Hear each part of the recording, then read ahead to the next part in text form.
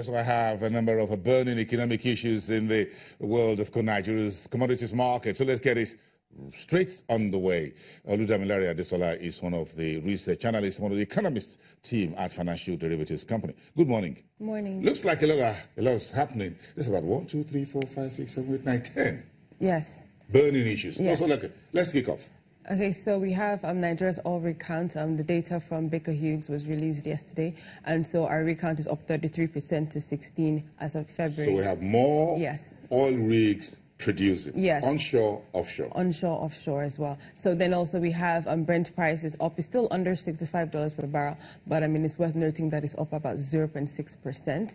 And then also we have Kebbi State is looking to produce about 2.5 million tons in 2016 of rice. So that's also good. And then we have our inflation projection for February is 14.75. So we're projecting a further decline in that headline rate.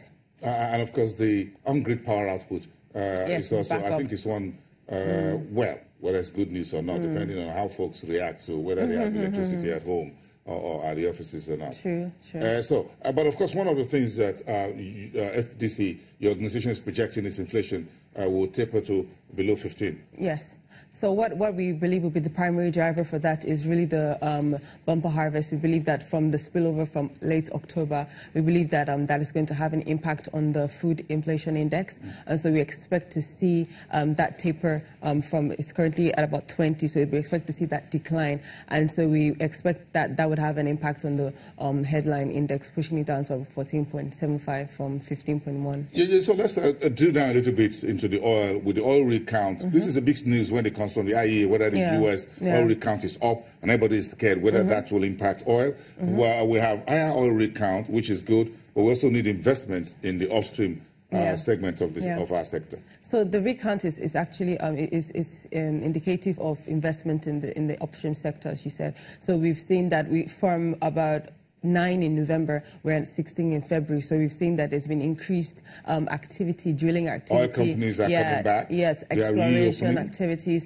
So it's on two things. First of all, the outlook for oil prices. I mean, oil prices at 65. They've been at 65 for a while, average. And then also looking at the security. So we've seen stability in the Niger Delta area for close to about 3 to 4, even a little bit more. I think the last one we had was in September. And so we've seen relative stability. So most of them are coming back to. It hasn't been this high since about February 2015, when production was about 1.9. So I mean that's really good, and it's just indicative of. So when oil rigs count increases in terms of the number of active oil wells that are being produced, it means investments are coming in. There's a confidence in the oil sector and the economy and the security as well. And then usually it has about 1 month time lag, but then usually about a 1 month time our production, domestic production, increases as well. So production usually just moves in tandem with rig count. I like the rice story. So let's move to rice a little bit.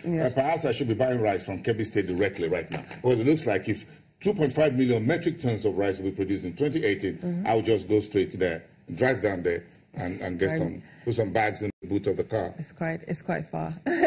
But then I know, just kidding. Yes. I know. But then so Kebbi is looking to increase its production to about 2.5. This is approximately 50% of Nigeria's total exports. Nigeria is currently at about 6 million tons, and so that's good. I mean, it's good for us moving to self-sufficiency, also looking at the type of seedling that is being produced, moving from the local kind of rice, which people don't really have the taste for, to taking seedlings from Asian countries and trying to reproduce them here. Interesting. Thank you for wrapping up the program for us on that very tasty note of rice. You're welcome.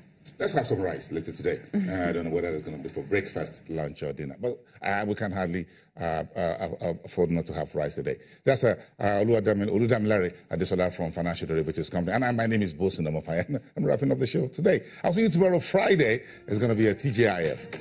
See you then.